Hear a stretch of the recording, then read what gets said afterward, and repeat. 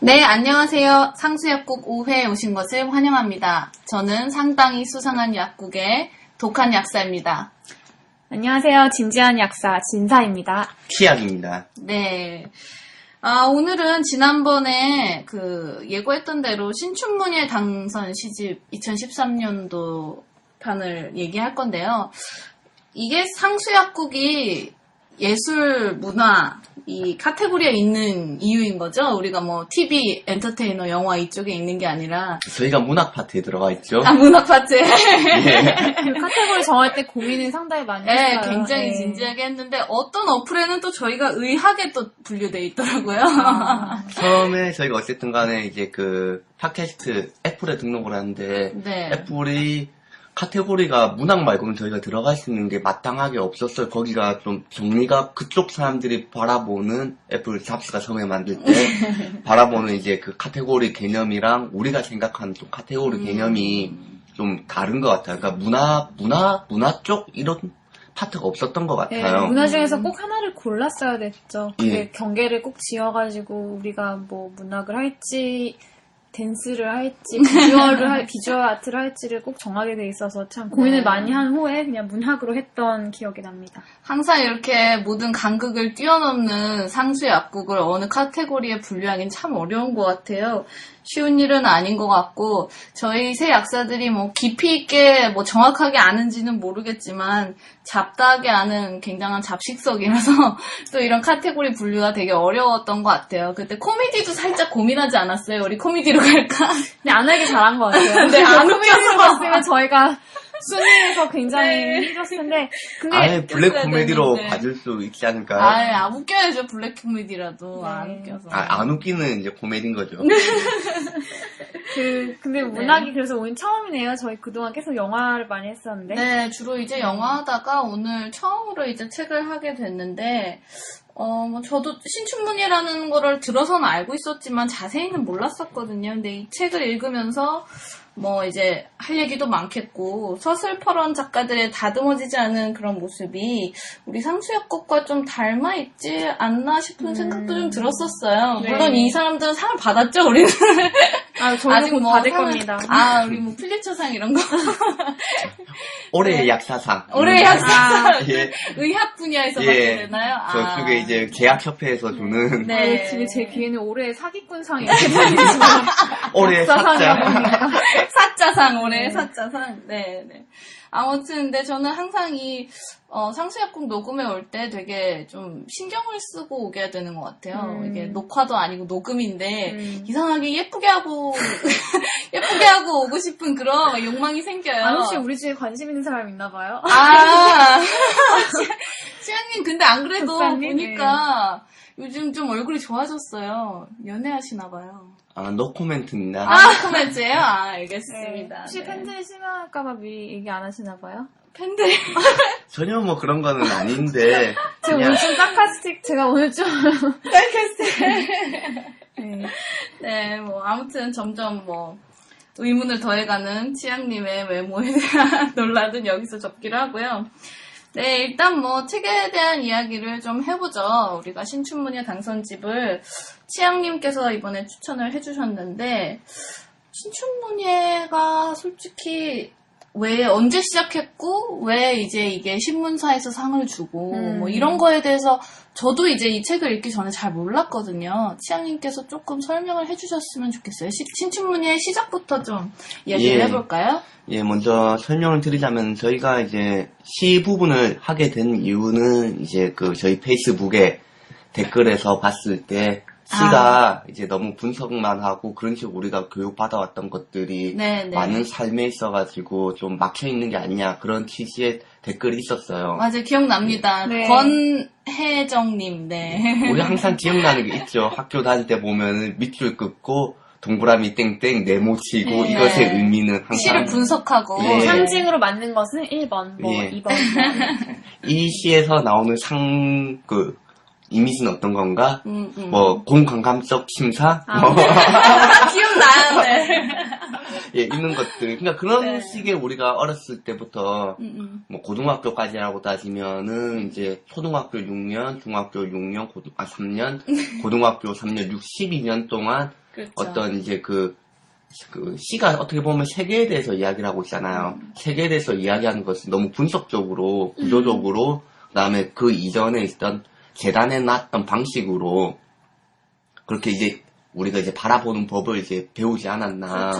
답이 어떻게 있는 보면은- 상태로. 맞아요. 배우기 어떻게 보면은 시작해서. 시는 정말 느끼고 그 마음으로 느껴야 되는데 우린 머리로 분석하고 예. 네. 외우기만 그래서 했지. 사람들을 대하고 이해할 때도 이 사람의 감정이나 고통을 이해하려고 하지 않고 좀 분석을 하려고 느끼려고 하지 그렇죠. 않아요. 예, 네. 그런 부분들이 우리가 좀 갖고 있는 부분이 아닐까 싶어서 시에 맞아요. 대해서 좀 이야기하는 것들이 좋겠다 해서 시를 하게 됐고요. 그 중에서 이제 신수문회라는 이제 부분을 하게 된 이유는 네.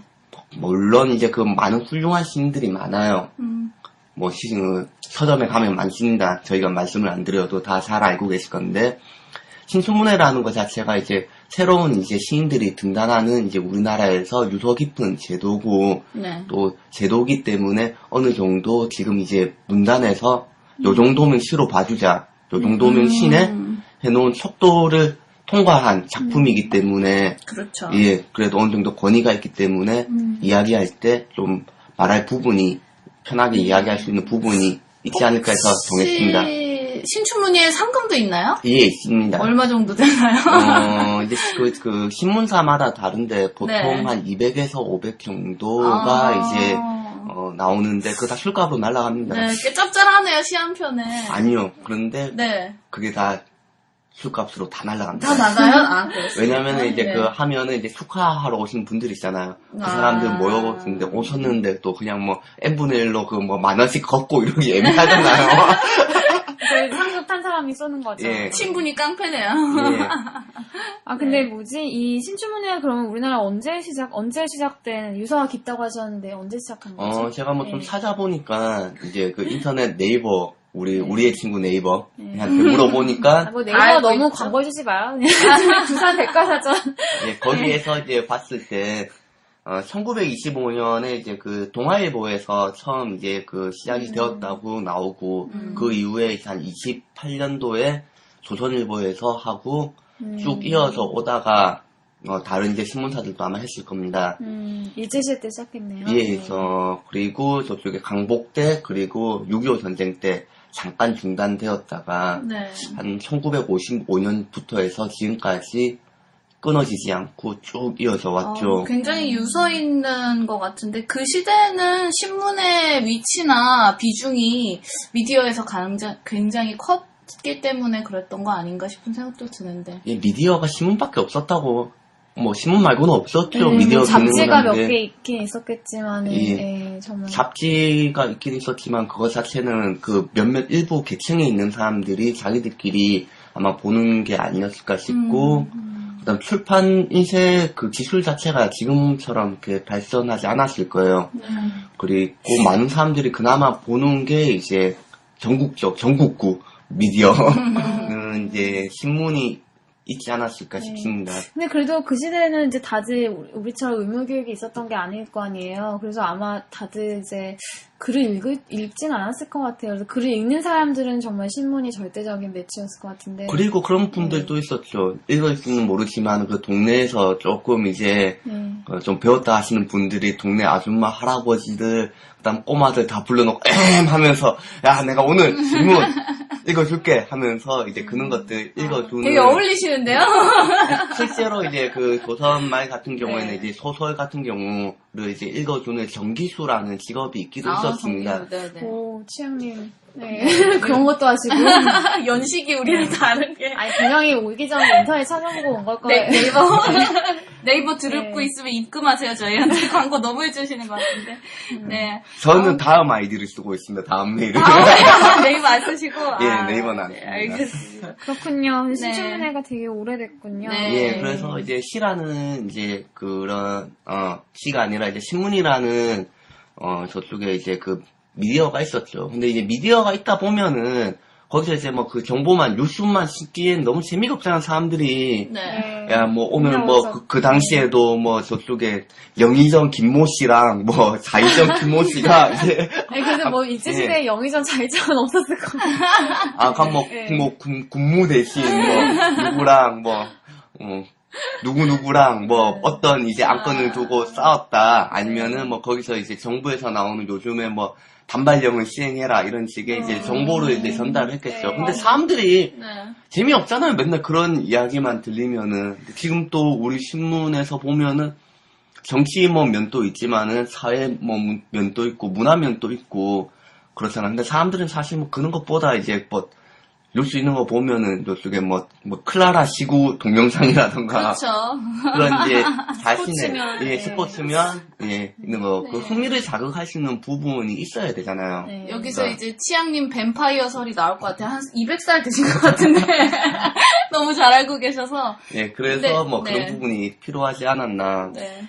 근데 실제로 네. 저희가 되게 이미지와 시각의 정보에 되게 요즘에 익숙하잖아요. 예, 글을 읽고 우리 지금 팟캐스트 듣는 것처럼 귀로 듣는 라디오의 이런 미디어도 사실은 어떻게 보면 굉장히 옛날 버전인 거죠. 그래서 이런 것들을 아직도 하고 있고 이런 것들이 아직도 유지되고 시와 뭐 이런 글 혹은 이렇게 라디오 뭐 이런 것들의 의미 또 다시 한번 생각해 볼 필요가 있는 것 같아요. 그래서 신춘문예에 대한 이제 뭐 왜 신춘문예인가, 왜 역사가 됐나 네. 다시 한번 정리를 하자면은 네. 뭐 꼭 그렇진 않지만 제가 이제 생각을 해봤을 때 왜 했을 때 예전에 미디어라는 것 자체는 이제 신문밖에 없었고 네. 신문에서 이제 여러 가지 이제 그 팔아먹기 위해서 신문을 팔아먹기 위해서 사람들이 좋아하는 부분도 있어야 되는 이제 컨텐츠가 필요한 거죠. 네. 그래서 그 새로운 컨텐츠를 발굴하기 위해서 새로운 이제 신인들을 뽑는 형태였던 거죠. 일종의 그 슈퍼스타 K죠. 그런 것들 자체가 그 예전에.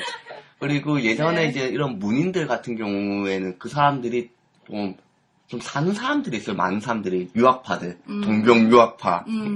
유학파. 그런 분들이었기 때문에 집이 뭐 기본적으로 뭐 한 만석, 천석 이런 거 있는 분들이 좀 많았고요. 왜냐면 가려면은 돈 많이 들잖아요. 그 당시에. 네. 그 똑똑하고 댄디하고 그 저기 이제 머리 샥 예쁘게 깎고 이제 넥타이 메고 모던 보이. 예, 네. 모던 보이, 네. 모던 보이죠. 그렇기 때문에 일종의 약간 스타였어요. 연예인이었죠, 이 당시에. 맞아요. 잘 말하면 우리 뭐 힙한 그런 사람들이었군요. 네, 그래서 어쨌든 예전에는 그랬지만 뭐 1925년 시작할 때쯤 뭐 요때쯤엔 그랬겠지만 지금 우리 삶 속에서 시의 위치는 또 굉장히 다른 것 같거든요. 이제 요즘에 우리가 흔히들 많이 알고 있는 시는 하상욱 씨가 쓰는 서울시가 아닌가 싶은데 사실 무슨 말인지 모르겠어요. 시장님이 안 들어보신 것 같은데, 그러니까 우리가 흔히 많이 알고 가장 최근에 가장 뜬 사람이죠. 그렇죠. 우리 세대, 네. 우리 지금 좀 젊은 세대들 사이에서. 뭐 그 시가 훌륭하다 안 훌륭하다는 지금 우리가 뭐 논할 건 아닌 것 같고요. 그러니까 그 시가 가진 어떻게 보면 가벼움, 재미, 우리에게 던져주는 뭔가 이런 엔터테이닝한 그런 면들과 이렇게 신춘문예 안에서 읽을 수 있는 시의 간극이 굉장히 크다고 생각하거든요. 그러니까 하상욱 씨는 뭐 신춘문예 당선하거나 등단하진 않았지만 네이버에 찾아보면 시인으로 직업이 떠요. 그러니까 어떻게 보면 시를 쓰는 사람이라는 거죠. 야, 제가 뭐 하상욱 씨 잘 모르고 제가 이렇게 뭐 디스하는 것 자체가 좀 그렇지만 예전에 네. 제가 아시는 선배분들이 이런 말씀하셨어요. 네. 드는 게 시면 똥파리도 세다. 근데 사실 뭐 그렇게 얘기할 수도 있는 게, 네. 하상우 씨의 시를 사람들이 주로 접하는 통로가 우리 그 소셜 네트워크 서비스 페이스북이었고, 그리고 또 그분이 처음에 굉장히 사람들 사이에 입소문으로 퍼진 게 애니팡 게임이 시로, 한참 네, 맨 유행했을 처음 때. 했을 때. 근데 이 시가 사실 요즘에 우리가 뭐 트위터나 카카오톡이나 스마트폰을 많이 하는 세대들은 요즘에 이렇게 다들 손으로 스크롤하면서 화면을 빨리빨리 넘기잖아요. 예. 그러니까 사실 글자 수가 많은 것보다 그림이나 동영상이나 글자 수가 짧은 거 이런 걸 사람들이 보고도 지나가는데 트위터도 보면 140자로 제한돼 있고 그렇죠. 근데 하상우 씨 시인이 제가 보기에는 떴던 이유 중 하나가 글자 수가 되게 적어요. 페이지 그래서- 하나에 이제 딱 읽힐 만한. 그래서 요즘에 사람들이 굉장히 길고 오랫동안 뭐 하나를 길게 읽고 책 한 권을 읽고 이런 게 되게 스마트폰 세대 사이에서는 점점 드물어지고 있는데 어떻게 보면은 바쁘고. 예, 바쁘고 워낙 볼 게 많고 하니까 근데 어떻게 보면은 그런 트위터 같은 세대를 살아가는 시대에 딱 사람들이 그 욕구하고 지금 사람들이 찾는 거하고 좀 잘 맞아 떨어지는 예전에 시간이 있는 몇 것 년 같아요. 전에, 네. 몇 년 전인지 정확하게 기억은 못하겠지만, 일본 같은 경우에 그 모바일 소설이라는 게 되게 유행을 했다고 하더라고요. 네. 그러니까 한 통 문자 안에서 볼 수 있는 소설인데, 그게 계속 연재가 되는 그렇죠. 형태였죠. 그러면 소설이 문자로 띵동하고 오는 건가요? 그것까지는 제가 뭐, 모르겠고, 그런 네. 식의 형태의 이제, 뭐, 소설이 있었다, 떴다. 또 어떻게 보면은 이제 우리가 처음에, PC통신이 생겼을 때 보면 이제 기현이라는 이제 작가가 이제 언어파괴, 그러니까 일상 사람들이 쓰는 그 형태에서, 그러니까 젊은 10대들이 친구들이 컴퓨터에서 쓰는 예, 뭐 요런 특수 기호로 예. 해서 이제 소설을 썼잖아요. 네. 그거 자체도 하나의 그 이슈가 됐었죠. 네. 그렇죠. 근데 정말 어떤 시대를 보든 간에 이렇게 기술이 발전해가고 그리고 또 사람들의 언어가 변해가고 그런 것을 자신의 문학이나 자신의 예술에서 이렇게 그거를 받아들이고 이용하고 그걸 통해서 새로운 걸 시도해보려는 그런 그룹이 있는가 하면 우린 기존의 것을 계속 이어나가야 한다. 기존의 것을 더 충실해 나가야 된다. 어떻게 보면 좀 보수적이라고 불릴 수 있는 그런 그룹이 항상 이렇게 그 그룹 사이에 텐션이 항상 존재하는 예. 것 같아요. 항상 이제 장르라는 거는 생성소멸 발전을 하는 것 같아요. 그쵸, 예. 소설이라는 우리가 지금 가장 대중적으로 알고 있는 소설이라는 장르 같은 경우에도 예전에 천년 전에는 없었어요. 이런 장르 맞아요. 자체가. 예, 네. 굉장히- 그때는 예, 다른 식의 서사 문학이 있었겠죠. 뭐 저쪽에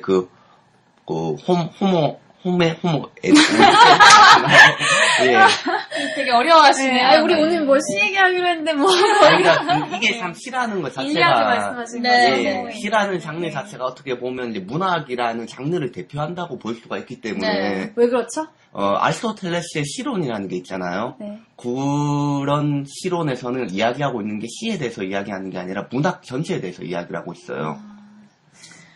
여기 어딘가에 네, 어딘가 아리스토텔레스 이거 보지 얘기 또 하시고, 네. 예. 어쨌든 저는 하상욱 시인의 역할도 되게 의미가 있다고 생각해요. 아까 이제 진전 약사님이 말씀하신 것처럼 여기 신춘문예 당선 시집에서 사실 시에 상을 준 어떻게 보면 신문사들을 보면 지금 우리가 다 보수로 인식하고 있는 언론 매체들이 더 많거든요. 그래서 어떻게 보면 그런 틀을 유지하려는 세력, 그런 사람들과 또 이렇게 한쪽에서는 새로운 것을 항상 시도하면서 그것을 또 끝의 경계를 넘게 하는 그런 시도를 하는 사람들이 있는 것 같은데 저는 하상욱 씨의 시도 뭐 나쁘지 않다고 봐요. 그리고 본인 스스로도 이게 자기가 쓴 거는 시보다는 디자인에 가깝다라고 이제 스스로도 정의를 하고 있는 거 보면 그렇게 되면은 그 네. 자체가 새로운 장르로서 그렇죠. 예술의 장르로서 뭐 완성이 될 수가 있겠죠. 근데 그 하상욱 씨가 갖고 있는 그 컨텐츠 자체가 어떤 이제 예술적인 예술적인 부분이라던가 사람들한테 감동을 준다던가 그런 부분에서는 제가 안 봤기 때문에 제가 평가를 못하겠어요. 그런 네. 부분이 있다고 보면은 그러고 많은 사람들이 그걸 보고 감동을 받고 네. 또 그런 식의 또 유사한 장르들을 하는 사람들이 많이 생겨난다면은 이게 하나의 장르가 될 수가 있겠죠. 근데 저는 제가 하상우 씨 시인을 몇 개를 봤는데 저는 감동은 모르겠고 사람들이 느끼는 게 오히려 쾌감인 것 같아요. 어떤 그 시의 짧은 시 안에서 어떤 반전을 금방금방 봤을 때 제가 정말 이게 스마트폰이나 SNS 세대한테 정말 그 순간순간 그 자극을 찾는 그 세대에게 정말 잘 맞는 시라고 생각하는 이유 중에 하나도 한 3줄 안에서 금방 반전이 있고 딱 내가 느꼈던 감정을 그 시인이 되게 딱 캐치를 하고 있거든요. 그래서 거기서 느껴진 쾌감이 있는데 근데 어떻게 보면 우리가 아까 시 교육에 대해서 이야기할 때 잠깐 얘기했지만 그 시를 보고서는 사실 어떻게 보면 시 교육의 목적은 사람들의 공감하는 능력을 좀 발전시켜주고 느끼는 거를 이제 그 공감한 능력이나 사람을, 감각적인 거를 느껴지고 사람이 이해하는 걸 느껴지고 이런 건데 그런 측면은 잘 모르겠어요. 그런 측면에서 보면은 어떻게 보면은 문학이라고는 볼 수 없을 수도 있지 그렇죠. 않나. 그래서 말장난이 될 수가 있다는 저는 거죠. 두 분의 의견하고 좀 다른 게 하상욱 시인의 시집을 보면 표지가 이제 서울시 해가지고 그 시 글자를 서울 그 지하철 노선표에서 시옷 모양하고 이자를 찾아가지고 시로 이렇게 썼어요. 그러니까 실제로 그 디자인적인 글자의 디자인적인 면들을 되게 많이 생각하면서 쓴 글이고 제가 이제 좀 찾아본 것 중에 하상욱 씨 시 중에 괜찮았던 게 끝이 어딜까 너의 잠재력 그리고 제목은 다 쓴 치약이에요. 취향요? 그거 다 쓴 거죠. 네. 그러니까 어쨌든 간에 하상욱 씨가 이제 이야기하고 싶은 이야기는 우리가 삶 속에서 그냥 흔히 지나치는 이런 것들을 보고도 뭔가를 느끼고 거기에 대해서 생각을 하게 하고 뭔가를 이끌어내고 또 아까 말씀하신 것처럼 가려운 데를 또 긁어주고 쾌감을 준다는 거죠. 근데 저는 이런 목적에서는 시와 그렇게 크게 다르진 않다고 보거든요. 근데 이것이 뭐 예술적인 가치까지 갈 수 있느냐 이거는 좀 다른 논의지만 이 사람의 글이 시의 형태를 띠고 있고 시가 하는 역할들을 수행한다면 저는 그것도 그다지 나쁘다고 생각하지는 않거든요.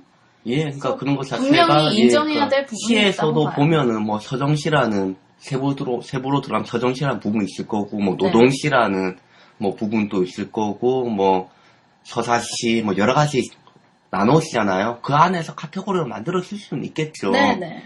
그리고 뭐 예전에 이제 뭐 괴테가 그랬다고 뭐 말을 했다고 그래요. 아침에 일어났을 때 처음에 시를 생각하면 그 사람 시인이다. 그런 그렇죠. 의미에 보면은 뭐 충분히 할 수도 있을 것 같습니다. 이 신춘문예라는 제도가 사실은 네. 너무 터프해요. 시인이 되기는 이제 지금 전통적으로 한국 문단이라는 제도 안에서 시인이 되기는 정말 힘든 제도거든요. 네. 요즘에는 어느 정도 이제 사람들이 신춘문예에 응모하는지는 모르겠지만은 예전에는 한 10년 전 같은 경우에는 네. 거의 1년에 이제 연말에 이제 응모하는 사람들이 한 8,000명에서 10,000명 정도가 됐던 걸로 제가 기억을 해요. 요즘 취업 경쟁률이랑 비슷하네요. 네.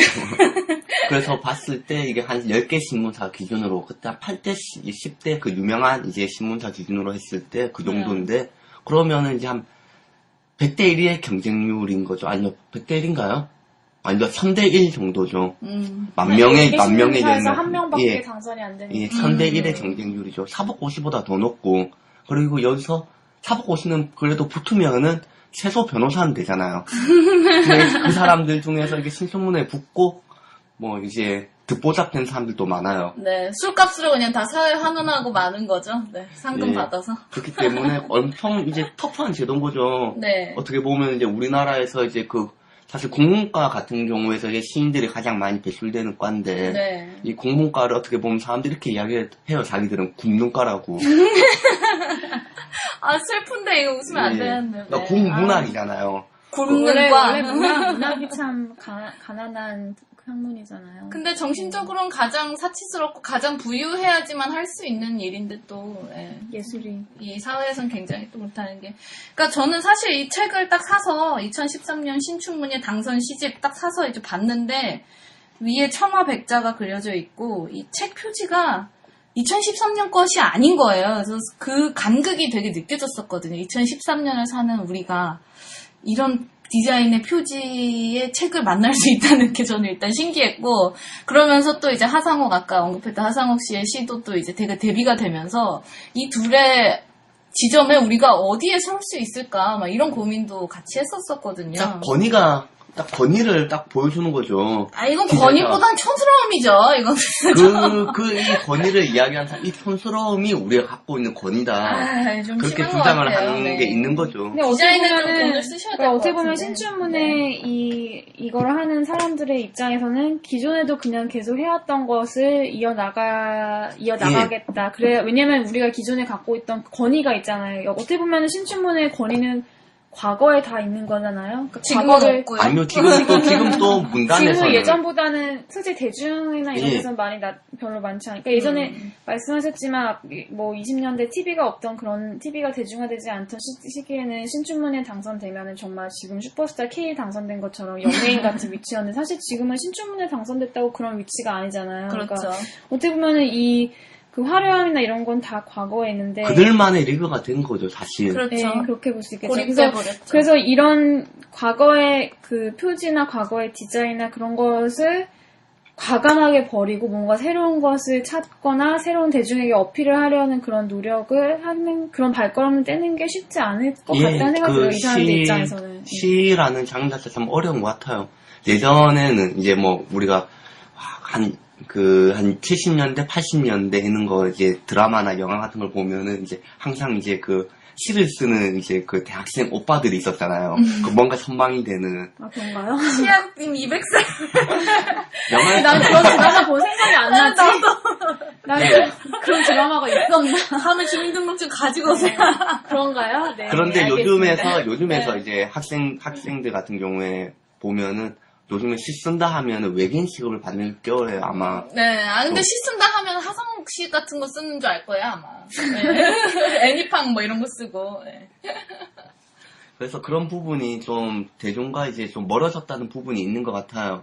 그래서 그 문학에서 또 시라는 게 아주 중요한 위치를 차지하고 있는데 또 멀어졌다는 것 때문에 이제 처음에 한번 우리가 시에 대해서 이야기를 해보자. 네. 이야기라는 걸 한국 사람들이 대부분 시 한 편은 어느 정도는 그래도 다 외우고 있어요. 그런가요? 하상우 씨는 외우기 쉬워서 외우고 있는데. 아니 뭐 저쪽에 그 윤동주 서시, 김소월 진달래꽃 노래로 돼 있는 것들이라서 또 외워지죠. 이런 것들이 네, 많죠. 맞아요. 그리고 우리나라 같은 경우에는 시인의 나라라고도 할 수가 있어요. 우리나라가요? 예, 왜요? 예. 세계적으로 어떤 봤을 의미에서? 때 시라는 장르 자체가 이렇게 많이 생산되는 나라가 없어요. 아, 그렇습니까? 예. 하긴 지하철 9호선 타면 그 유리창이나 9호선뿐만 아니라 다 모든, 유리창에 다 시가 써있죠. 예. 시의 전철이네요, 네.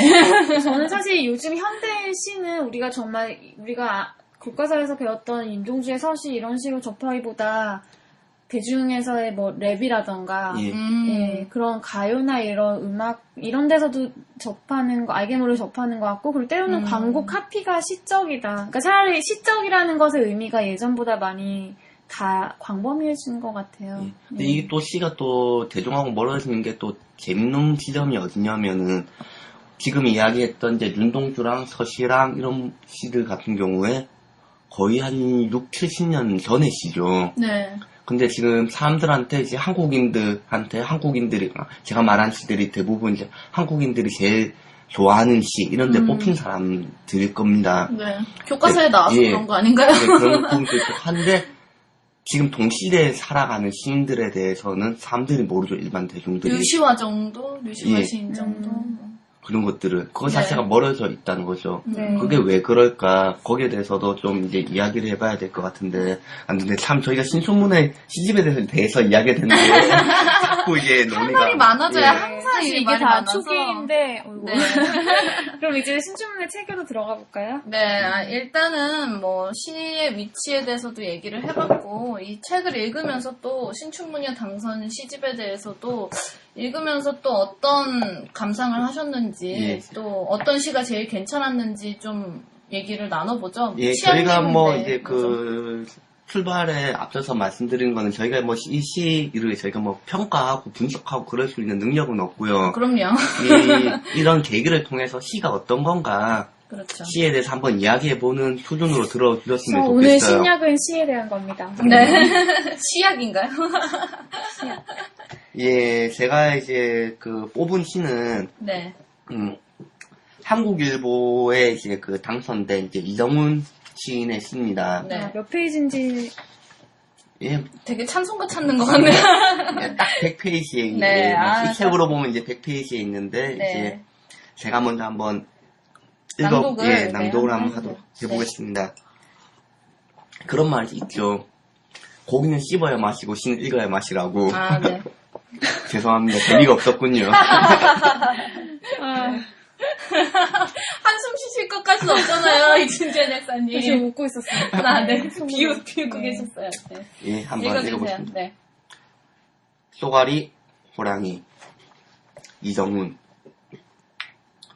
나는 가끔 생각한다. 범들이 강물 속에 살고 있는 거라고. 범이 되고 싶었던 큰아버지는 얼룩얼룩한 가죽에 색속 자국만 남아 집으로 돌아오지 못하고 병창 아래 엎드려 있는 거라고. 할애비는 밤마다 마당길을 단단히 염했다. 아버지는 굴속 같은 고라댕이가 싫다고 산등 강으로만 쏘다니다가 생각나면 손가락만 하나씩 잘라먹고 날 뱉어냈다. 우두두. 소리야 병창 밑퉁이가 와직은 무너져 내렸고 손가락 3개를 깨물어 먹고서야 아버지는 집으로 돌아갔다. 아버지가 밟고 다니던 병창 아래서 작사를 간다. 바위 너덜마다 사슴떼가 몰려나와 청떼를 뜯고 멧돼지, 곰이 덜컥덜컥 나무 등거를 파우친 소리.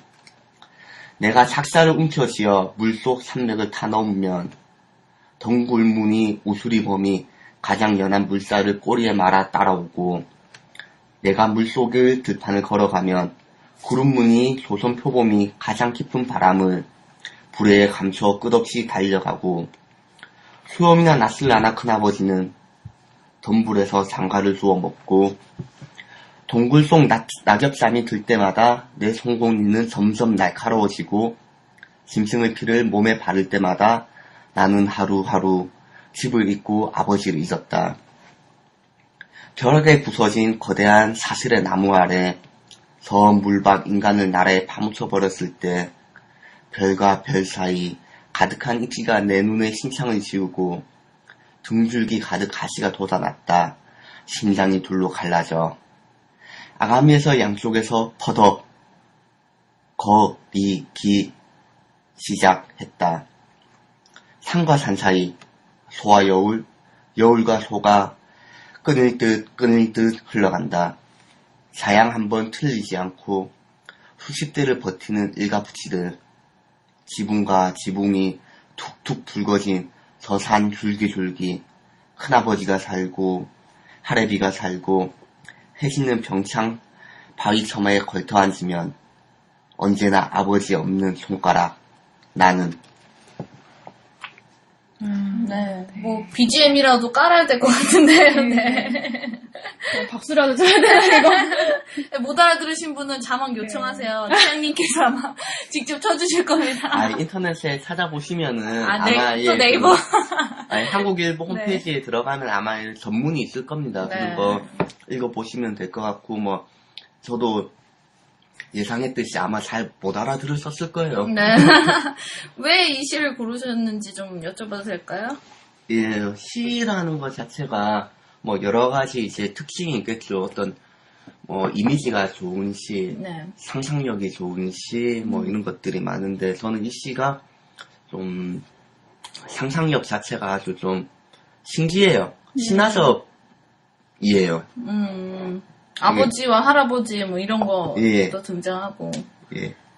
이게 원시 시대로 이제 돌아간 듯한 이제 사가 주인공 자체가 이 시적 화자 자체가 어떤 이제 그 범의 모습에서 호랑이의 어떤 이제 기운을 가지고 있는 켈로그를 좋아하는 호랑이 기운을 갖고 있던 네. 이런 이제 범이라는 거 자연인죠. 그런 야성을 갖고 있는 이런 존재가 현대에 있어서는 호랑이 있는 것들이 다 지금 멸종을 했잖아요, 한국에서. 그러니까 저도 앞에 보면서 이정훈 씨가 몇 살인지 보려고 했는데 안 나와 있네요. 네. 예. 멸종을 한 이런 우리 같은 이제 연식이 거세대, 아마 예. 비슷한 것 같아요, 치양님이랑. 거세된 이런 이제 존재의 인간들 자체가, 네. 이제 어떤 이제 그 이미지가 이제 쏘가리 물고기로 취한되면서 다시 네네. 이제 그 원시성을 회복하고 그런 것들에 대한 이미지 취한 이런 사고 방식, 상상력, 그리고 그런 인간성 회복, 이런 것들에 대한 이제 내용들이 저는 좀 보여가지고 아주 참신하고 좋았다고 생각을 했어요. 저는 근데 치영님이 이렇게 읽으시면서 느낀 게, 되게 사연의 이미지나 되게 남성적인 그런 시라 이렇게. 네, 남성적 무게가 되게 느껴지는 시인 것 되게 같아요. 잔인하고 비주얼도 그렇고 되게 남자들의 세계의 그런 시 같아요. 그냥 뭐, 그냥 너무 남성적이라 보기보다는 남성적이라도 할 수가 있겠네요. 이제 거세된 이제 인간들, 그러니까 여자는 이미 그렇게 태어나죠. 여자는 생산성이 있죠. 네네. 남자는 이제 생산성이 없기 때문에 뭔가를 뭐 다시 쟁취를 해야 되는 뭐 슬픈 종족이죠. 그렇죠. 예, 그래서 우리가 사실 보면은 이제 어렸을 때 갖고 있었던 꿈들이 다 있잖아요. 근데 네. 이제 살아가다 보면은 이제 이 빌딩 숲 안에서 다 이제 그 꿈들이 다 거세가 많이 되잖아요. 그렇게 그럼요. 찾아가시는 분들도 있지만은, 근데 그런 것들을 다시 찾아가기 위한 이야기들이 이 시에서는 있는 것 같아요. 근데 그게 현실에서는 안 되니까 상상 속에서 되는 거죠. 그리고 이런 산과 들에 뛰어다니는 이것들을 없는 세계를 다시 물속에서 다시 찾는 거죠. 판타지로서. 어떻게 보면 되게 이 시가 보통 예술은 그런 역할을 하잖아요. 현실에서 예. 자기가 찾을 수 없는 것을 예술을 통해서 성취하거나 약간 뭐 도피라고 볼 수도 있지만은 예. 더 좋은 우리가 실제로 할 수 없는 것을 그런 역할을 어떻게 보면은 이 시인에게 해준 그런 시일 수 예, 있겠다는 이게 이런 것 생각이 자체가 들어요. 할아버지에서 아버지로 나로 이렇게 내려오는 그런 이제 부분도 있고. 네. 예. 근데 참 시 마지막이 언제나 아버지의 없는 손가락 나는 이렇게 끝나니까 좀 약간 되게 허무하고 뭔가 별로 희망적이지 않다는 그런 느낌이 들기도 해요. 그러니까 그런 부분도 읽히죠. 그러니까 아버지 같은 경우에도 그런 부분도 읽히는 것 같아요. 아버지 같은 경우에 자식을 키우기 위해서 부모님들이 그렇잖아요. 자신들을 많이 희생을 하셨어요. 그렇죠. 특히 그나마 지금 시대에 살고 있는 저희들은 조금이라도 자신이 하고 싶은 것들을 찾을 수 있고, 그리고 어렸을 때부터 부모님이 그렇게 했잖아요. 나는 배움이 없어서 이렇게 살지만 너는 배워서 네 꿈을 이뤄라. 그런 걸 많이 했잖아요. 네, 그런 얘기 많이 하시죠, 우리 하시죠. 부모 세대가. 예, 그런 것들이 사실 보면 우리한테는 좀 짐이 되기도 하지만은, 네. 반대로 이제 아버지, 어머니 이런 분들이 자신의 어떤 손가락을 잘라가면서 우리를 키웠고, 그 잘린 손가락이 어떻게 보면 나다. 네. 그런 부분도 실제로 있죠. 인도네시아의 어떤 부족은 자기 친척이나 친한 친구가 죽으면 손가락을 하나씩 잘라요. 가족이 죽으면. 저는 이거 읽으면서 약간 그런 생각이 났는데, 그러니까 손가락이 잘린다는 그런 이미지가 실제로 그런 맥락과 맞닿아 있는 것 같아요. 자신의 소중한 것을 예. 하나씩 이렇게 끊어서 준다는. 근데 좀 저도 읽으면서 공감이 됐다기보다는 그런 무게가 느껴졌었고, 좀 저는 이렇게 지나치게 좀 무게 잡고 쓰는, 뭐랄까, 오히려 저는 시는 좀 감정적인, 서정적인 걸 좀 더 좋아하는 것 같아요. 이렇게 좀 무게가 느껴지는 시는 그다지 이렇게 마음에 와닿지는 않는 것 같아요.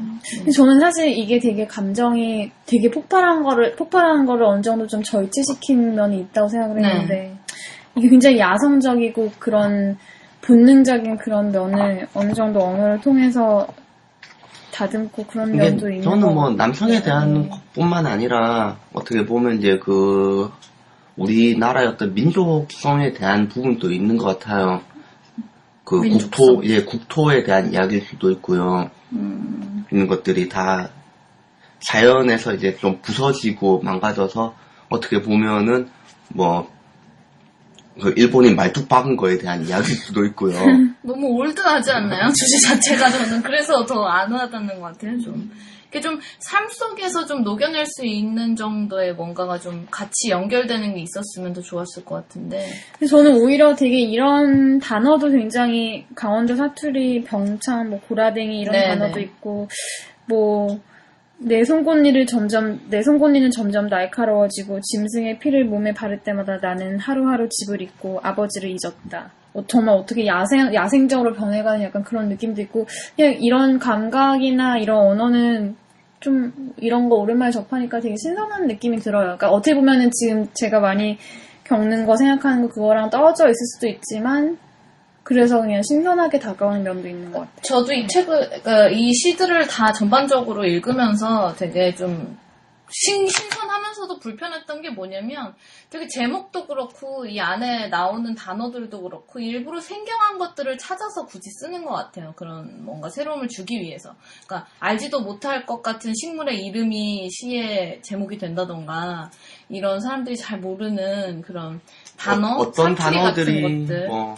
사투리 같은 경우가 좀 그런가요? 그러니까 사투리 같은 경우에는 제가 볼 때는 이 사람이 갖고 있는 언어적 그 토양 자체가 강원도 것 같아요. 그래서 거기에 맞는 부분과 강원도에서 가지고 있는 좀 친숙함, 그 향토적, 그 다음에 과거에 대한 향수를 쓰기 위해서 그런 시적 상시로 쓰지 않았나 싶어요. 그러니까 그게 이제 대중들이 이해하기에는 그다지 뭐랄까 잘 쓰지 않는, 그러니까 뭐 여기 누구지 이 황은주 시인의 그 제목도 보면 뭐 비슈누의 옷자락, 뭐 예. 인도의 신의 이름이라든지 뭐 여기 보면은 제목들이 다 새별이 연가 뭐 새별이가 뭔지 잘 모르겠어요. 근데 여기 밑에 각주에 써 있거든요. 뭐 가을에 부는 바람, 뭐 진주의 비명 이렇게 써 있는데, 그러니까 좀 일부러 이런 것들을 요소를 넣는다는 생각이 들었어요. 저는 여기 전부전적으로 읽으면서. 그래서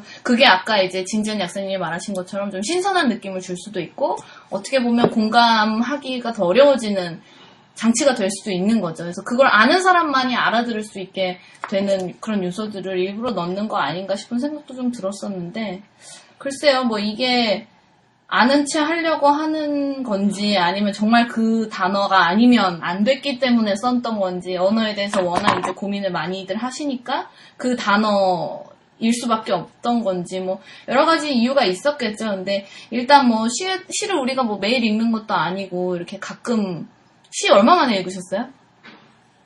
두 약사님들? 저는 사실 신춘문예를 읽은 건 처음인 것 같아요. 네, 신춘문예 시도 처음이었고, 그때 예전에 우리 황지우 씨 그때 읽고, 거의 한 1년 만인 것 같아요, 저는.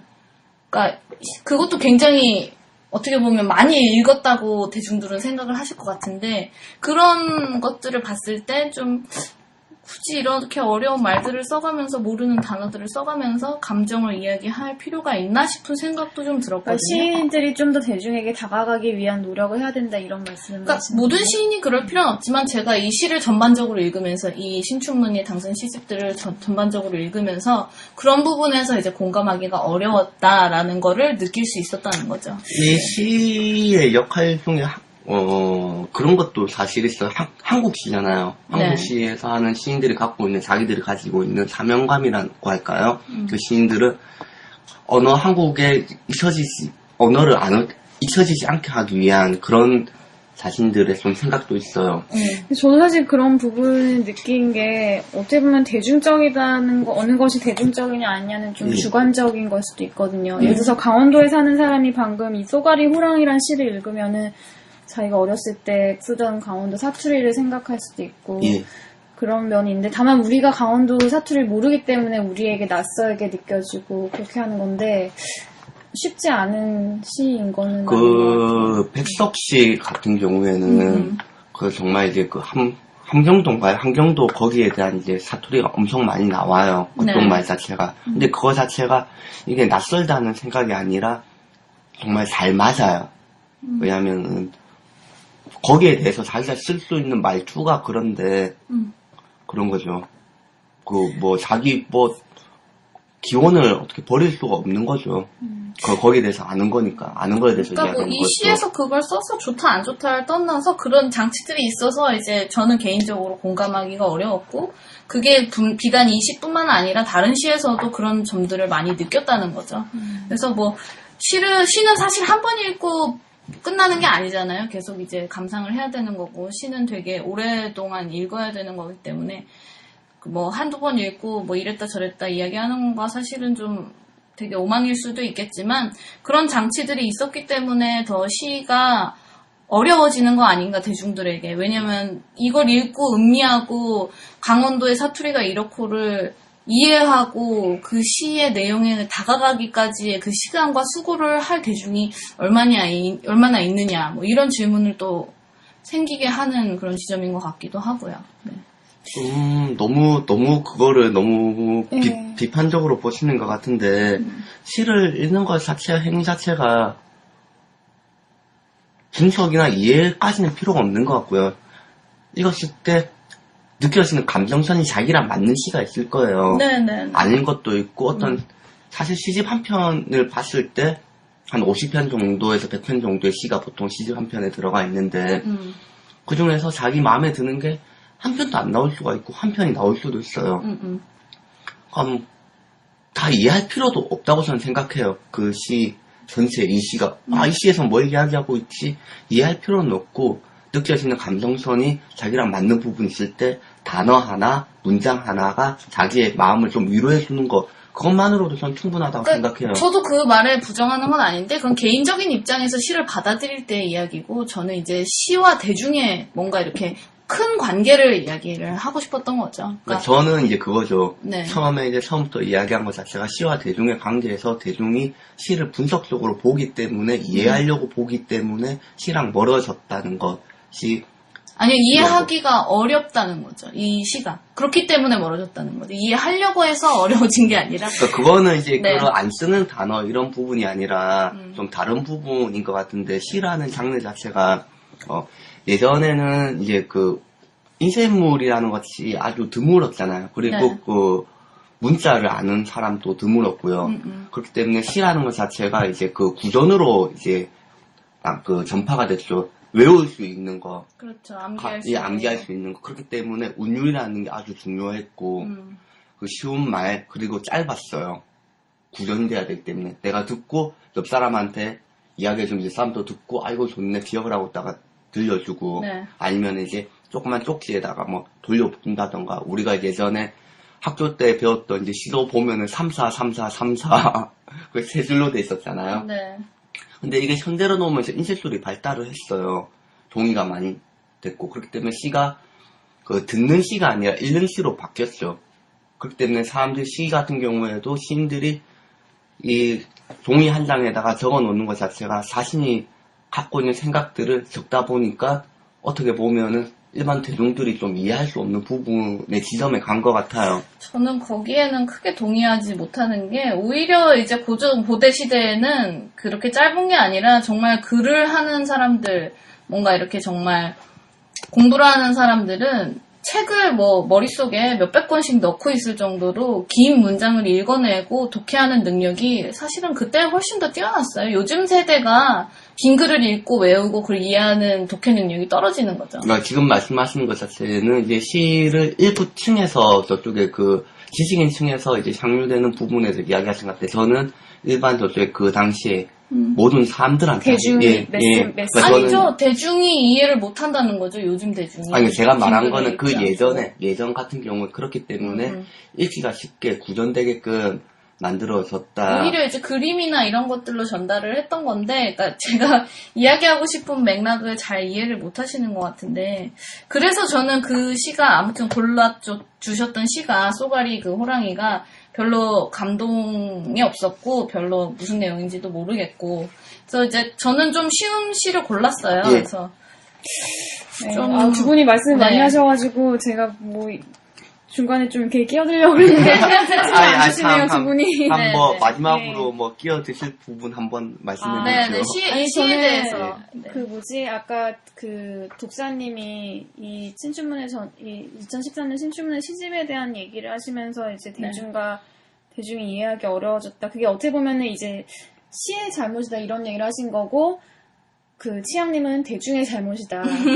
이해를 하려고 하는 시를 이해하려고 하고 이해가 어렵기 때문에 시를 어렵게 느끼는 건 어떻게 보면 대중의 잘못이다. 그다음에 그 독사님은 시인의 잘못이다. 그러니까 이렇게 보면은 정리가 될 수 있는 태도 것 같은데. 자체가 그렇다는 거죠. 네.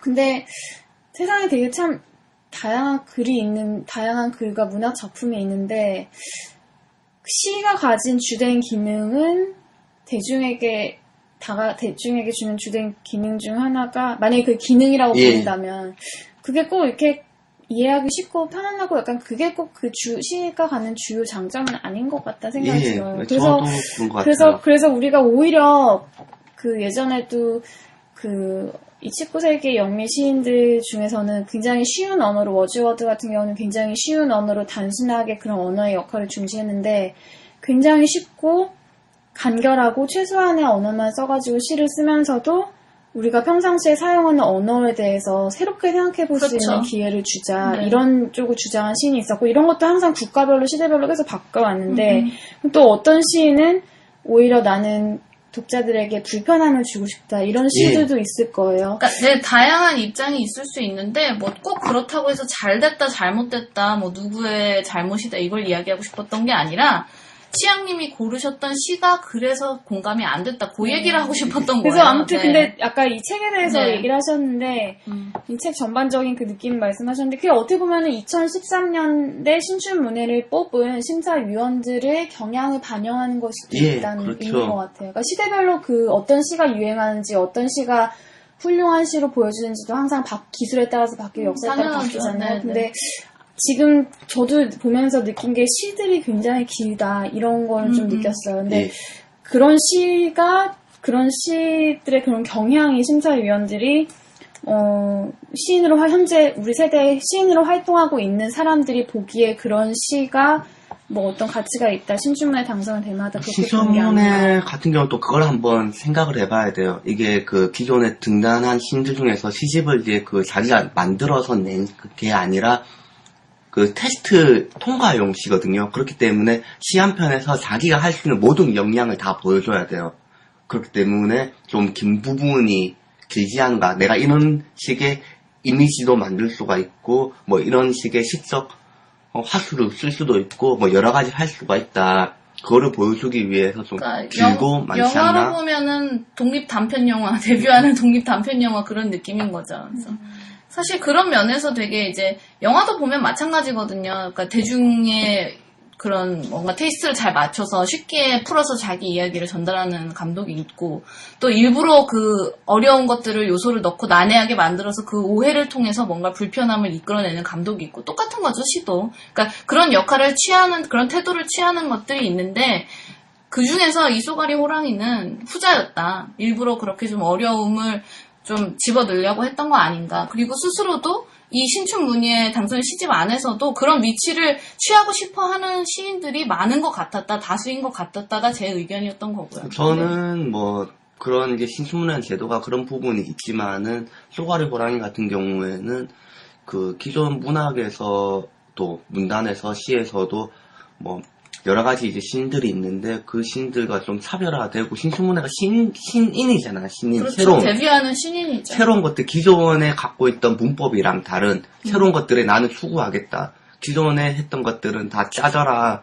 내가 대장이다. 이런 생각을 갖고 있는 사람들이 잖아요. 많죠. 네. 영화도 예. 그런 느낌 많이 나고. 그래서 그런 여기서도 식의 그랬어요. 예, 네. 기존의 사람들이 물론 이런 식의 쓴 사람들도 있긴 있을 겁니다. 하지만 이런 시도들 그리고 이런 것들을 시적 완성으로 만들어낸 부분들 이런 것들이 저는 뛰어나다고 본 거죠. 시안이 그러면은 우리 다른 시로 가기 전에 그런 부분을 보셨던 그 이 쏘가리 구절? 호랑이의 부분을 한번 짚어주시겠어요?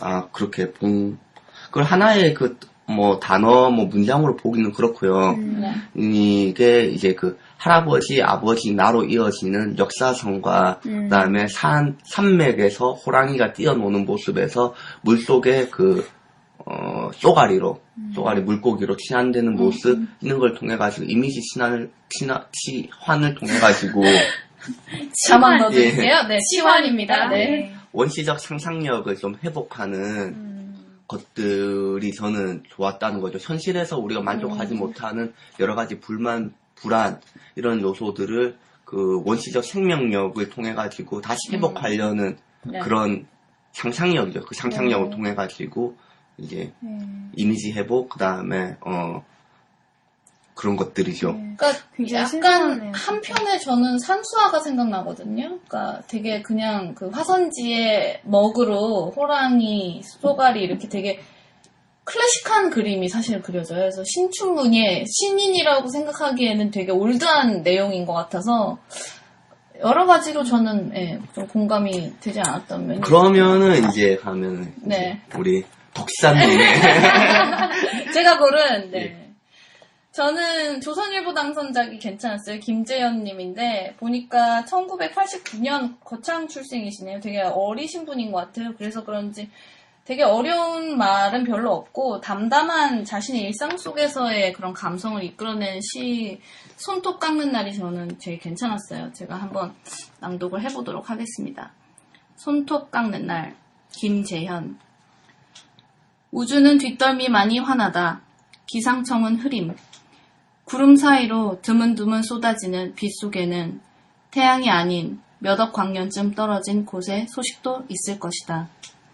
입가에 묻은 크림 자국처럼 구름은 흩어져 있다. 기상청은 거짓. 오늘 나는 1,000원짜리 손톱깎이 하나를 살 것이다. 태어났을 때부터 내 손톱은 단단했다. 누구나 그러하겠지만 엄밀히 말하면 그것은 나의 바깥이었다. 어릴 적부터 손톱에 관해선 그것을 잘라내는 법만 배웠다. 화초를 몸처럼 기르는 어머니를 보고 자랐지만 나는 손톱에 물을 주거나 낮은 목소리로 노래를 불러주는 일 따위에 대해선 상상할 수 없었다. 결국 그것은 문제하거나 모범생이거나 둘 중에 하나를 선택해야 한다는 것과 같았지만 나는 그 어디에도 속하지 않는다는 점에서만 모범이었으며 문제였을 뿐. 그러므로 손톱의 입장에서도 마찬가지. 나 또한 그것의 바깥에 불과하다.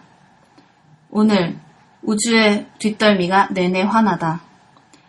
당신은 매니큐어로 손톱을 덮으려 하고 나는 손톱을 깎는다. 우리는 예의를 위해 버리고 욕망을 위해 남기지만 동시에 손가락 위에 두껍게 자라는 것들이 어느 쪽에 가까운지 알 수 없다. 다만 휴지 속으로 던져둔 손톱들과 날씨, 그리고 나에 대해서만 생각할 뿐 버려진 손톱들은 언제나 희미하게 웃고 있다. 네. 독사님은 왜 이 시를 고르셨어요? 일단 소재 자체가 굉장히 일상 속이었던 거가 좋았고요. 단단한 손톱과 나의 그 내면에 대한 대비. 또 모범생과 우리가 이제 처음부터 얘기했던 모범생과 문지아의 그 사이의 경계.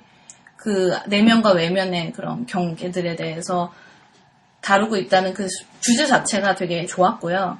뭔가 저는 이렇게 있는 채 아는 채 하는 그런 시라기보다 이거는 굉장히 그 어떻게 보면 시인 김재현님 삶 자체에서 스스로 느끼고 스스로 그 이해한 그 방식 그대로의 솔직함이 느껴지는 것 같아서 가장 먼저 좋았어요. 그리고 또 뭐 이제 입가에 묻은 크림 자국처럼 구름은 흩어져 있다. 뭐 이렇게 상상될 수 있는 그런 이미지라든가 맨 마지막에 버려진 손톱들은 언제나 희미하게 웃고 있다. 그러니까 손톱 깎고 나면 약간 요런 웃는 모습으로 이렇게 좀 이렇게 깎아져 있잖아요. 반달 형태로. 그러니까 그런 것들을 잡아내는 그런 섬세한 능력, 요런 것들이 저는 되게 마음에 들었었고, 아무래도 그 무엇보다도 제가 그 두 가지의 다름의 경계에 서 있는 스스로의 그런 사람이기 때문에 이 시에 되게 또 공감을 하지 않았나 그런 생각이 들거든요. 그래서 저는 이 시가 가장 괜찮았었던 것 같아요.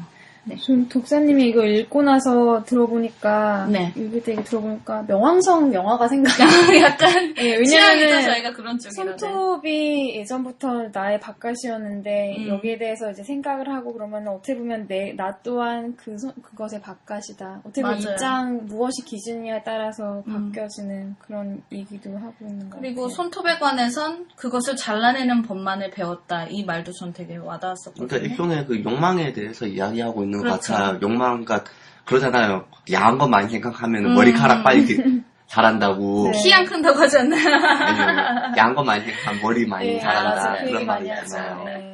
그래서 그런 것처럼 어떻게 보면 이제 그 손톱이라는 것 자체도 항상 자라나는 그렇죠. 건데. 아무리 깎으려 예. 해도 계속 자라나는 거고. 아주 그래서 어릴 때부터. 보면은 이제 여자들도 보면은 여성분들 같은 경우에 손톱을 짧게 잘라가지고 계시는 분들이 있고 어느 정도 손톱을 기르는 분들이 있어요. 네. 근데 그 손톱을 저는 잘 모르겠지만 기르는 거는 관리가 또 어렵잖아요. 그렇죠.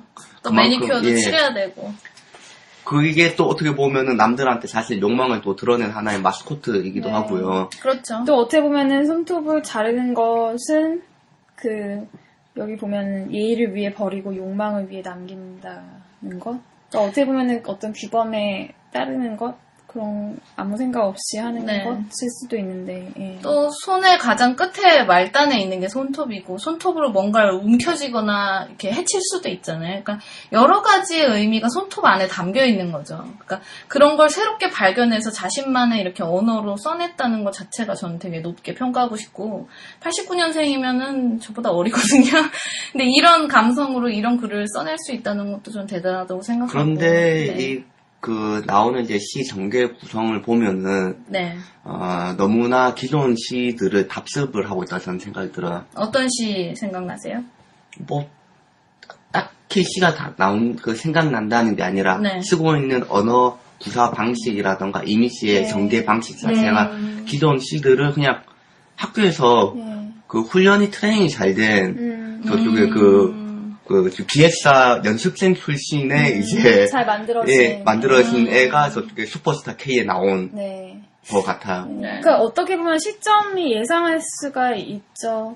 예. 본 시점이 저 넓은 데서 가다가 어떤 곳으로 들어갔다가 네. 거기서 생각을 하다가 이제 결말이 맺혀지는 그런. 네네. 그래서 어떻게 보면 신춘문예에 참 당선되는 시들 어떤 전형적인 시 형태가 아닌가 싶어요. 그래서 저는 이런 시들은 좀 좋아하지를 않아요. 아. 재미가 없거든요. 네. 저는 뭐 포맷 자체는 뭐 다 오히려 이런 것들이 좀 더 잘 읽히는 익숙해서 그런 걸 수도 있어요. 아까 말씀하신 것처럼 기획사에서 이제 배출된 아이돌들이 우리한테 익숙하잖아요. 그런 것처럼 그런 포맷 자체는 익숙했기 때문에 제가 더 쉽게 읽었었던 것 같기도 하고 예술가라면 좀 그런 게 있잖아요. 남들이 안 한 거 나만의 것을 한번 해보고 싶다. 제대로 잘하지 못할 거면은 뭐 오히려 저는 그런 남들이 안 한 거 내가 뭔가 여기에 아까 말씀하신 것처럼 신춘문예에 난 신이니까 뭔가 다 부시고 내가 이제 새로운 규칙이 될 거야. 내가 법이 될 거야. 이런 태도, 거만한 태도보다는 그냥 자신이 느낀 거 솔직한 이야기를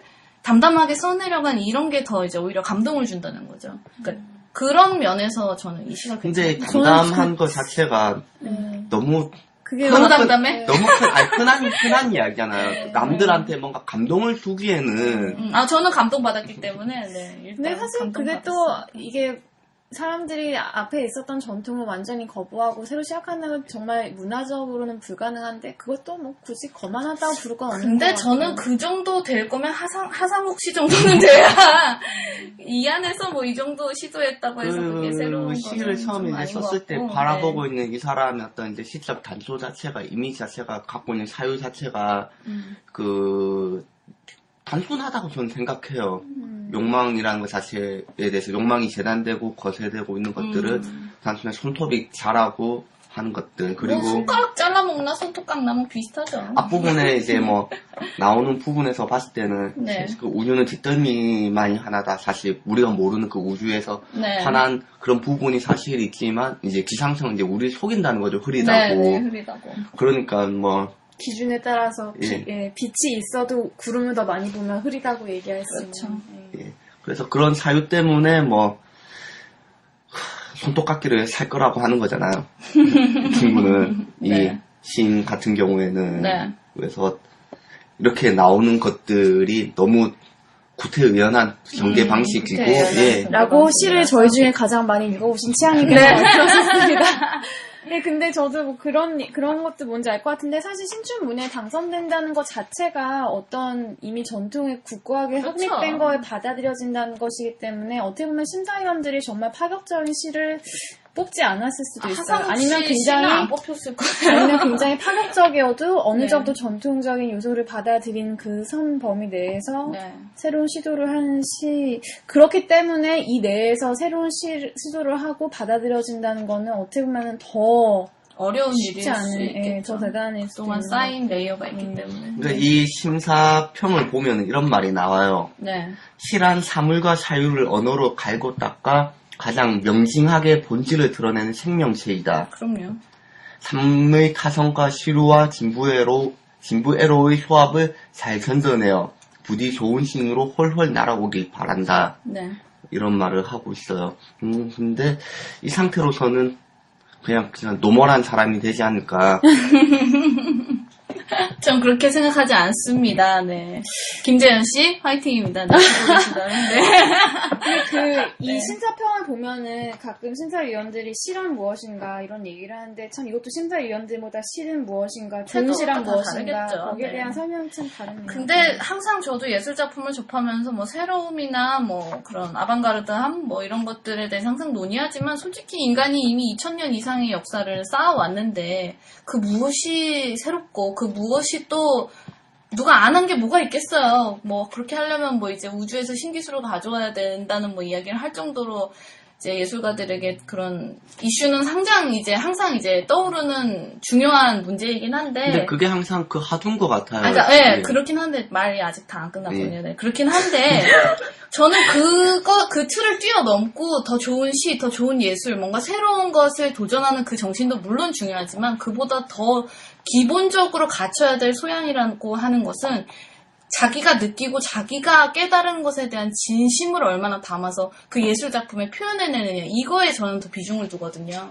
그렇기 때문에 저는 좀 더 이렇게 진실성 있는 그런 영화라든가 그런 작품이라든가 책이라든가 이런 것들에 더 감동이 오는 것 같아요. 근데 사실 그 진심을 물론 대중이 느끼는 진심이 있겠지만 그 작가가 여기에 얼마나 진심이 있느냐, 이것이 그 작가의 가식이냐, 이게 물론 작품으로 드러나긴 하지만 그거를 읽는 독자가 그거 갖고서 그렇게 얘기해버린다면은 그건 굉장히 작품을 평가하는 일이 되어버리는 그러니까 거예요. 저는 그 진심이라는 거가 들어가야 된다는 기본으로 가장 중요하다고 생각해요. 시에서 진심이 그렇죠. 들어가는 것 네, 자체가. 네. 근데 이 시에서는 그런 이 시인이 갖고 있는 진심이라는 것 자체, 자기가 갖고 있는 정말 큰 고민, 사유 이런 것들 자체가 없다고 생각해요. 이거는 좀 막말을 하면은 대가리로 쓴 시예요. 머리로 쓴 예. 시.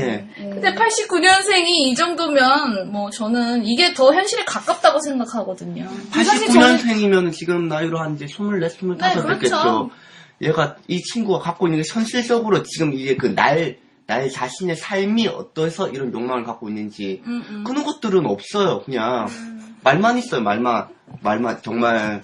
저는 삶이. 오히려 이 정도가 현대 시대를 사는 사람의 진심이라고 느껴지는 거죠. 아까는 오히려 너무 산수화. 이 현대 삶에서 이게 느껴지나, 과연? 이 동시대를 살고 2013년을 사는 시인에게 느껴지는 삶이라는 게 너무 멀다는 거죠. 저는 느껴졌어요. 아, 네. 200살이시니까, 네. 누구나 뭐 신을 다르게 받아들이고 자기의 네. 경험에 따라 받아들이는 부분이 다르니.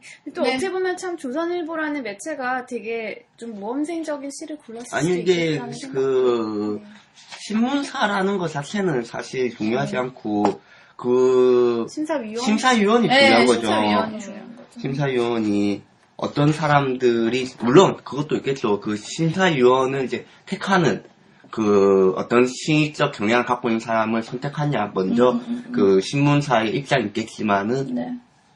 그 심사위원도 있죠. 네. 어쨌든 뭐, 저는 이 시가 참 마음에 들었고, 이제 진지한 약사님이 고른 시로 한번 넘어가 볼까요? 네, 오늘의 마지막 시가 되겠네요. 네. 저는 정와연 시인님이 쓰신 네팔 상회라는 아, 시를 네, 읽어보겠습니다. 부산일보 네, 당선작입니다. 저도 그 시 되게 괜찮았어요.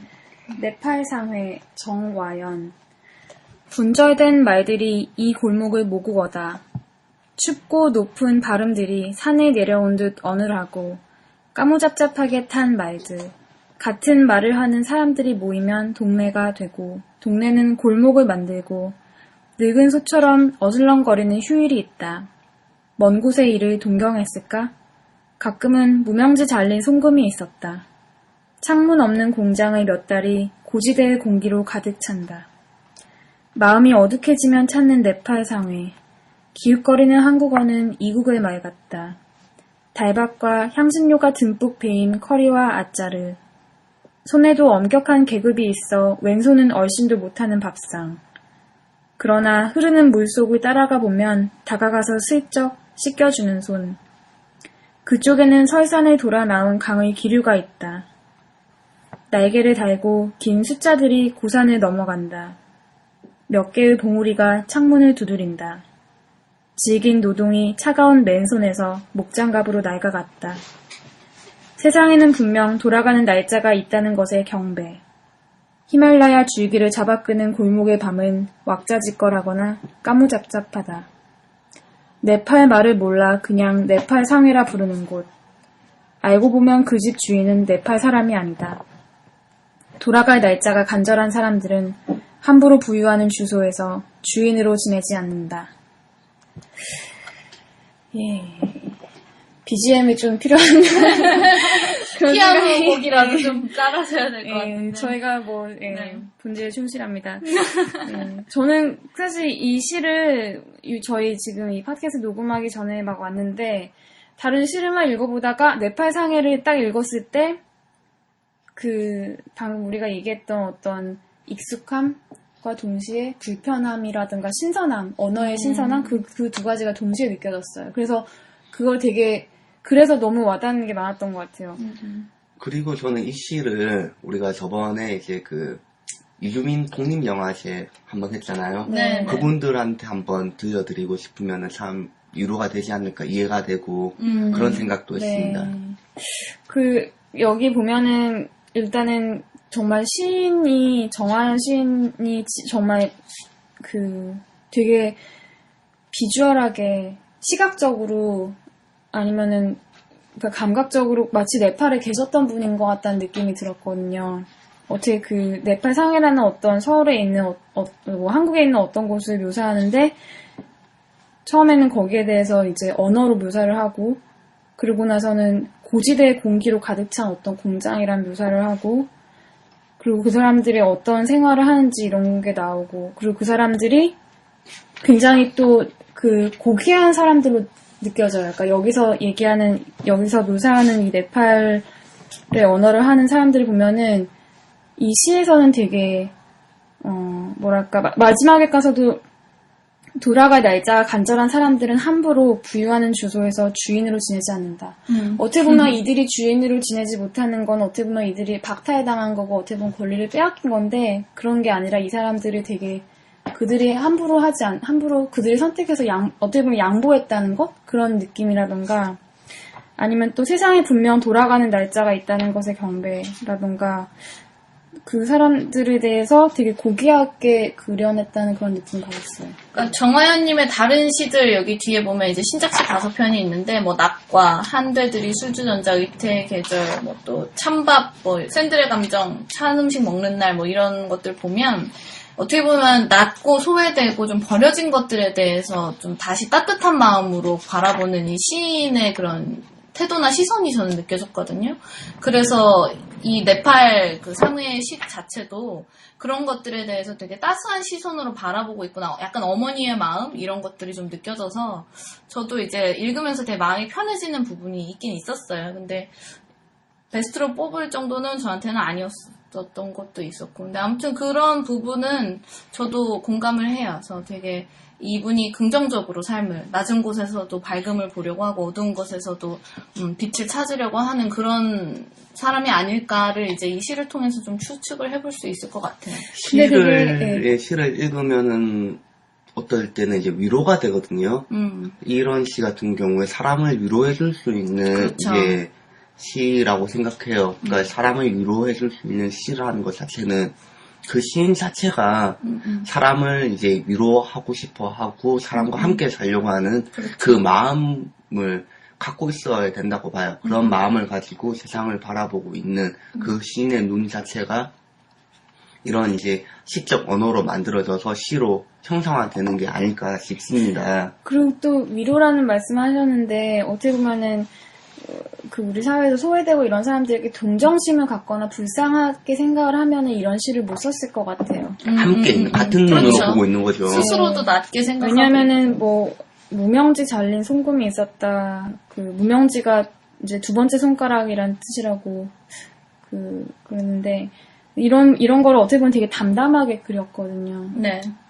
그리고 이 사람들은 먼 곳에 일을 동경했을까? 뭐 그런 생각도 하고, 그래서 되게 위로가 되는 그 이유 중 하나가 이 사람들 되게 불쌍한 시선으로 바라보는 게 아니기 때문에. 그러니까 위로가 두 가지가 있는 것 같아요. 자신이 높은 위치에 있기 때문에 이걸 위로를 내려줄 수 있기 때문에 내려주는 위로가 있고, 내가 그 어두움과 그 잔인함과 이 세상의 모든 걸 알기 때문에 동지로서에서 전해주는 위로가 두 가지 정도가 있는 것 같은데, 이분이 취하는 태도는 위에서 내려오는 건 아닌 것 같고요. 같은 아픔을 느끼고 동병상련의 그 상황에서도 뭔가 희망을 찾고 따스함을 전해주려는 그런 위로인 것 같아요.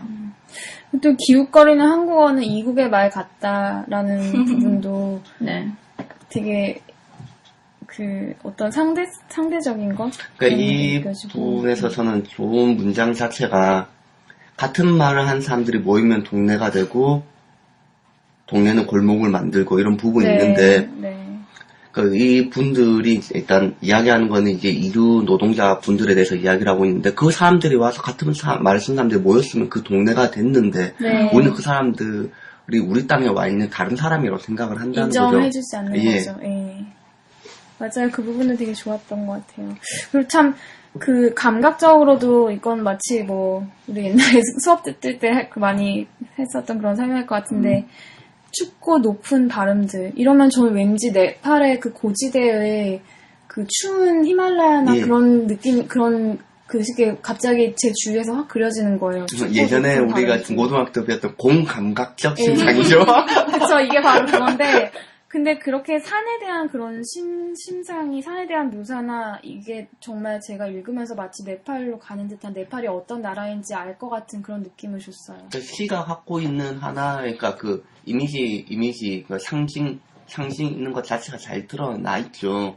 이런 걸 통해 가지고 이 제목이 네팔 상해를 안 보더라도 뭔가 좀 다른 데서 온 까무잡잡한 사람들이 한국말 못하는 사람들이구나 그런 걸 알 수가 있으니까요. 네, 좀 저는 너무 교회 권사님 느낌 나서 시가 네, 그 부분도 뭐 그렇게 볼 수 있겠지만 근데 나중에 후반으로 좀 가면 갈수록 말이 너무 많아요. 조금 더 줄였으면 좋을 것 같은데 할 말들을 좀 중복되게 계속 반복되는 다는 느낌도 있어요. 아, 그래요? 이게 제일 짧은 시였어요, 우리가 보기엔. 그러니까 이 시인이, 그러니까 이 시에서 하고자 하는 말들 자체가, 좀 계속 반복되는 부분이 있다는 거죠. 원래 찬송가가 마지막 후렴은 반복이라서 그런가 봐요. 이분이 보니까 뒤에 또 그 감상평이란데 수상평에 당선소감에 보면은 이 무한한 기쁨과 영광을 하나님께 돌려드립니다라고 써있네요, 보니까. 제가 이게 괜히 권사님이 쓴 그런 뭔가 이런 환희에 찬 그런 느낌이 괜히 든 게 아니었던 것 같아요. 너무 저는 어쨌든 그 부분을 인정은 하지만 좀 이것도 어떻게 보면 되게 고리타분한 주제고 좀 그런 내용인 거는 좀 사실인 것 같아요. 고리타분한 주제라고 하지만 해결이 되지 않았으면은 그게 고리타분한 주제가 아니라 지금 현재의 주제죠.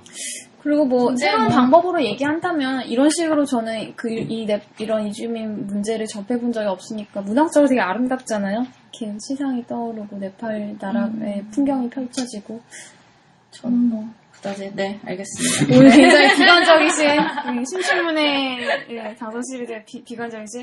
그러면 우리 뭐 다음 회 얘기를 좀 해야 되나요? 아니면 신춘문예 마무리를 좀 짓고 다음 회에서 이야기를 하죠. 뭐 시에 대해서 오늘 좀 이야기를 해봤는데 시가 어떤 의미가 있다고 생각하세요? 개인적으로 이거는 뭐 사회적인 맥락이고 문학적으로 다 떠나서 시를 왜 읽어야 되고 시를 우리가 어떻게 생각해야 되는지 뭐 이런 거에 대해서 좀 제 생각에 치양님은 시를 많이 보시는 분이지만 시를 많이 읽지 않는 제 입장에서는 저한테는 시가 주는 가장 큰 의미가 언어에 대한 새로움, 그래서 그거를 통해서 새로운 시각, 새로운 생각, 불편함, 그러니까 굉장히 언어를 익숙한 언어더라도 새롭게 표현한다던가 익숙한 대상이라도 어떤 다른 방법으로 표현한다던가 그런 가능성이 가장 많은 문학 중 하나, 그런 예술의 시가 아닐까, 언어에 관련해서는 그런 것 같아요. 그래서 제가 시를 공부하면은 그냥 다른 글을 쓸 때도, 시를 많이 읽으면은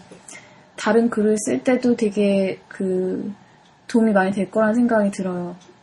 다양한 시를 많이 보면은. 치양님은? 얼마 전에 안도현 시인이 현 정부에서는 시를 안 쓰겠다 이런 발표를 했어요. 그 시라는 것 자체가 제가 생각할 때는 이 시대의 지평이라고도 생각이 들고 이 시대의 아픔을 감기알듯이 앓는 하나의 장르라고 저는 생각을 합니다. 그렇기 때문에 이런 좋은 시들 그런 것을 읽었을 때 위로가 되고 위안이 되고 그리고 좀 치유를 받는다고 할까요? 좀 깨끗해진다, 정서가 마음이 맑아진다. 그런 게 좀 있다고 생각해요. 그게 시가 갖고 있는 힘이라고 저는 생각을 해요. 시가 종교에서 하지 못하고 굿에서 하지 못하고 예술로서 다른 예술과 다르게 시가 네. 갖고 있는 그 짧은 문장 하나가 나한테 주는 충격기 네. 그런 게 있는 것 시를 같습니다. 많이 읽은 치아님 같은 분은 굉장히 깨끗한 사람이어야겠네요. 그래서 이제 제가 더러운 인간이기 때문에 이름만 상큼하게 찌하게. 네. 네. 원래 재밌는 분들이 헌금 많이 내시잖아요. 네. 시를 좀 더 많이 읽으시고 하세요. 그래서 계속 네. 읽으시나 봐요. 네. 네. 저 같은 경우는 시는 좀 어떻게 보면 저는 그림처럼 이해를 하거든요. 그러니까 시가 이제 던져주는 그런 메시지뿐만 아니라 그 시의 흐름이나 시가 이제 뭔가 공감각적으로 이제 던져주는 그런 언어들을 읽다 보면 머릿속에서 어느 정도의 그림이 그려져요. 예. 네, 근데 그게 이제 뭐 복잡할 수도 있고 단순할 수도 있고 뭐 다양하게 이제 전달되는 것 같은데 저는 그 그림이 저한테 이제 가장 뭐랄까 개인적으로 와닿는 그런 그림을 좀 좋아하는 것 같아요. 이게 물론 아까 치양님이 말씀하신 것처럼 시의 정신, 뭐 시가 가진 뭐 의미 이런 것들에 치중할 수도 있고 아까 진지한 약사님께서 말씀하신 것처럼 뭔가 시의 언어적인 측면, 요런 새로움, 요런 것들에 이제 집중할 수도 있는데 저는 뭐 그런 테크닉한 뭐 이런 기술적인 것보다도 그 안에서 그려지는 그림이 얼마나 솔직하고 나에게 이제 와닿을 수 있는가 뭐 요런 면을 좀 많이 예. 보는 것 같아요. 그래서 아까 사실 시에 대한 평가를 들으면서 서로 저도 느꼈던 게 시를 대하는 태도가 이렇게 서로가 다르구나. 그리고 시를 어떻게 받아들이는지에 대해서 다르기 때문에 다른 이야기를 우리가 서로 할 수밖에 없구나라는 지점을 느꼈거든요. 그래서 마지막으로 여쭤본 예. 거였어요. 그래서 네. 참 저희가 처음에 시작할 때는 좀 걱정이 많았어요. 아니, 어떻게 이야기해야 되나? 무슨 할 말 말이 없을 있을까? 텐데 막 이러면서 하고 시에 네. 대해서 이야기하는 게 어려운데 그런 네. 이야기를 하고 출발했는데 근데 저희가 처음에 출발할 때 시를 읽는 것 자체가 어렵다는 분들이 많았는데 네. 이야기를 하다 보니까 다 각자 읽는 방법이 다른 거예요. 그렇죠. 예. 네. 근데- 그러니까 다른 해석이 예, 나올 수 근데 그전에는 사람들이 뭔가 하나의 구역화된 방식으로 읽으려고 했던 것 그렇죠. 같아요. 돼지꼬리 땡땡 치고 여기서 이제 뭐 손톱이 의미하는 의미는 무엇인가 1, 2, 4 이렇게 해가지고 네. 1, 2, 3, 4에서 찍어야 되는 그런 걸로 생각하니까 어려운 거죠. 그래서 참 유익한 것 같아요. 이렇게 오늘 저희가 한 1시간 정도 더 1시간 10분 정도 지금 이야기를 네, 했는데 네. 시 지금 얘기 세 많이 편을 가지고 했어요. 이렇게 이야기를 네. 했는데 많은 분들이 시를 네. 너무 어렵게 생각을 하지 마시고 편하게 네. 그냥 문화로 즐기시고 네. 뭐 맞아요. 사람들하고 이야기할 네. 수 있는 뭐 형태가 되었으면 좋겠어요. 네. 그리고 오늘 이 이야기가 좀 도움이 됐을까요? 글쎄요, 저는 우리가 하는 내용이 항상 도움이 된다기보다는 이 지점 자체가 도움이 되는 것 같아요. 그러니까 이렇게 다른 생각을 하면서도 한 자리에 모여서 다른 이야기를 하고 모르면 모른다, 알면 안다, 나는 이래서 좋아한다, 싫다 이걸 편하게 이야기할 수 있는 이 지점 자체가 저는 중요하다고 그렇죠. 생각해서 네. 뭐 내용은 사실 틀릴 수도 있어요. 이게 뭐 저희가 시를 공부한 것도 아니고 저도 1년 만에 시를 읽었고 그런 부분에 대해서는 좀 무겁게 너무 생각 안 하셨으면 좋겠습니다. 그래서 저희가 어쨌든 간에, 뭐 네. 지식이라던가 뭔가 그 인생의 해결법이라던가 있는 것을 몰라요. 제시할 네. 수도 없어요. 굉장히 얕은 사람들이에요. 저희가 저희가 무슨 처방전을 약 잘 팔고 계시면서 왜 갑자기 겸손해지세요? 아니 저희가 무슨 처방전을 쓸 수가 원래 있겠어요. 마무리는 이렇게 해야 돼요. 그냥 그렇게 생각을 갑자기 하셨으면 겸손해지는 이상한 좋겠어요. 네. 약자들 적응이 안 되는 이런 또래들도 이렇게 노는데 네, 알겠습니다. 좀 같이 재밌게 놀 수 있는 사람들이 많아졌으면 네, 좋겠다. 그게 저의 목표인 것 같기도 네, 합니다. 저도 그래서 꼭 하상욱 시인의 시뿐만 아니라 많은 시들이 사람들에게 읽혀질 수 있는 저도 한번 읽어보도록 하겠습니다. 네. 이렇게 신춘문예에 당선된 시도 있고 다양한 시들이 있으니까 그러면 우리가 이제 다음에는 네. 어떤 네. 걸로 찾아뵙죠? 다음에는 저희가 또 하나의 블록버스터 영화를 하기로 했는데요. 한국 네. 감독이 만든 그리고 굉장히 많은 할리우드 외국 배우들을 같이 써서 설국열차 네, 봉준호 봉준호 감독의 감독의 설국열차. 아하. 지금 8월 초에 이제 한국에서 개봉을 한다고 하니까요. 저희 팟캐스트하고 딱 맞춰서 보시고 저희하고 재밌는 대화를 나눠보실 수 있을 것 같습니다. 그러면은 이제 저희한테 오늘도 그렇고 이런 방송을 듣고 코멘트를 남겨주시는 분들은 어디로 남기면 될까요? 뭐 저희 저희 페이스북- 페이스북에서 남겨주시고 아니면 저희 팟빵이나 애플 팟캐스트 스토어에서 남기셔도 저희 순위가 쑥쑥 올라가며 더 많은 분들이 보시겠죠. 팟캐스트에서 뭐 상수약국 검색하면 다 되나요? 네, 네. 인기팟이에요, 여러분. 인기팟. 네, 저희 많은 피드백 네. 주시고요. 네, 저희 더 많은 코멘트와 리뷰를 기다리고 있습니다. 네. 더 많은 좋아요와 라이크도 항상 네. 구걸합니다. 네. 모두가 시 한 편을 마음속에 품고 사는 그런 때가 오길 바라면서, 네, 여기는, 아름다운 멘트인데요. 네. 여기는 네. 상수약국이었습니다. 여기- 감사합니다. 감사합니다.